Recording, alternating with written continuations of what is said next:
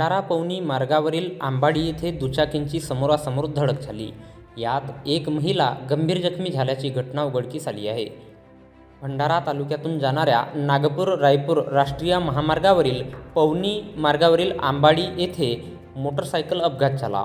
दिनांक 7 मार्च रोजी दुपारी 2 वाजता दरम्यान दमयंती बाबूराव मेश्राम वय 65 वर्षे राहणार गोपेवाडा व श्यामराव बावणे वय 55 वर्षे राहणार गोपेवाडा हे भंडारा मोटरसायकल क्रमांक MH36D 540ने पवनीकडून भंडाराला येत असताना विरुद्ध दिशेने येणारी मोटरसायकलच्या चालकाने त्यांना जबर धडक दिली. यात दमयंती यांच्या पायाला गंभीर दुखापत झाली. अपघात झाल्याची माहिती जगद्गुरू नरेंद्राचार्य महाराज संस्थानाच्या रुग्णवाहिकेला देण्यात आली.